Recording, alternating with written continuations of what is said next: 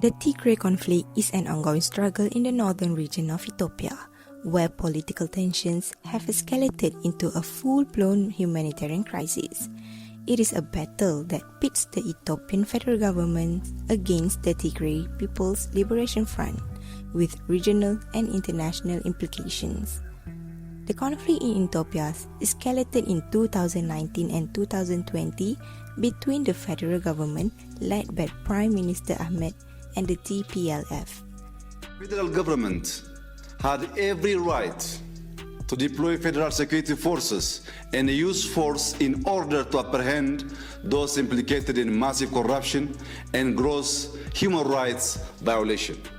Tensions culminated in November 2020 when the TPLF attacked federal military bases in Tigray, prompting a military response from the Ethiopian National Defense Force and Eritrean forces. The ensuing conflict, characterized by widespread violence, war crimes, and casualties, continued into early 2021.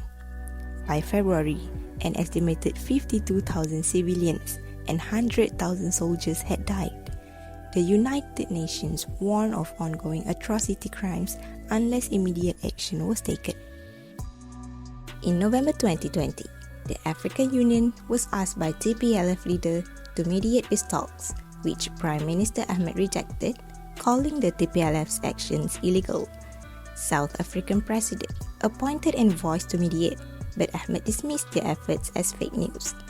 In December 2020, the Intergovernmental Authority on Development IGAD intervened, with Sudanese Prime Minister and Ahmed agreeing to an emergency summit held on December 20 in Djibouti.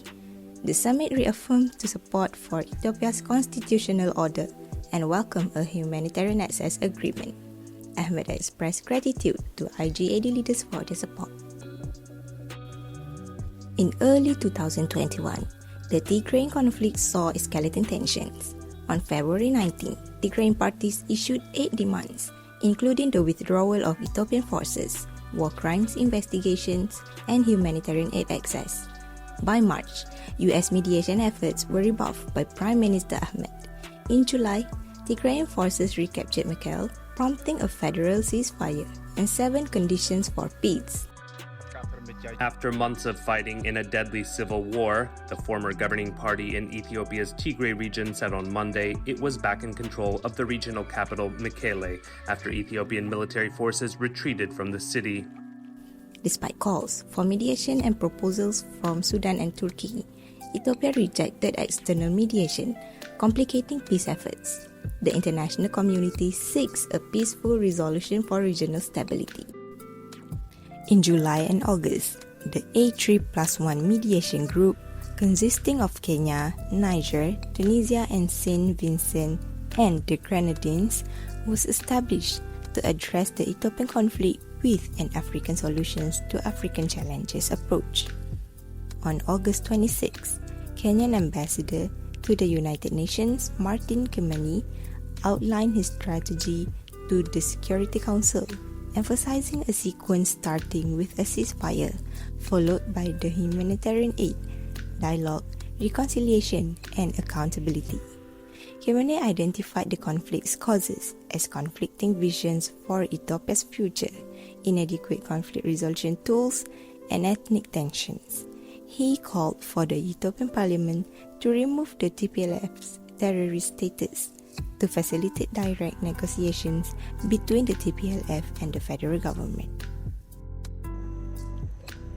Between March and August 2022, there was a ceasefire period in the Ethiopia-Tigray conflict. During this time, officials from both sides secretly agreed on a truce to allow humanitarian aid into Tigray. In April, the TPLF withdrew from afar to facilitate aid delivery, and in May, they released over 4,000 prisoners. Despite these efforts, tensions over territorial control and accusations involving Eritrea persisted. In June, the TPLF demanded control of the Western Zone, while Prime Minister Abiy discussed peace. Disagreements over negotiations and mediators arose in July and in August, the TPLF rejected a government peace plan. Unresolved issues led to conflict resuming by late August 2022. The South Africa peace talks, held between October and November 2022, involved the Ethiopian government and Tigrayan rebels, mediated by the African Union. Initially scheduled for early October, the talks were delayed due to logistical issues and escalating fighting. UN Secretary-General Antonio Guterres urged for immediate talks on October 17, and the rescheduled talks began on October 25. Mediators included Olusegun Obasanjo, Uhuru Kenyatta, Mike Hammer, and Phumzile Mlambo Ngcuka. Despite the ongoing discussions, fighting continued, with reports of civilian casualties caused by Eritrean forces. There's a lot of hope on this meeting. Even the the Prime Minister of Ethiopia has said that he hopes to end this conflict as well. So we're hoping to hear from the African Union or either of those parties soon, or at least by the end of the week. The Ethiopia-Tigray Peace Agreement, also known as the Pretoria Agreement or Cessation of Hostilities Agreement, COHA, was signed on November 2, 2022, marking the conflict's two-year anniversary. Ethiopia and the TPLF agreed to a permanent cessation of hostilities to end the Tigray War. Nairobi talks on November 7 addressed restoring humanitarian access to Tigray amid ongoing disputes over aid delivery. Despite Ethiopia's claims of aid flow, TPLF officials and aid workers reported blockages in key areas like Shire City.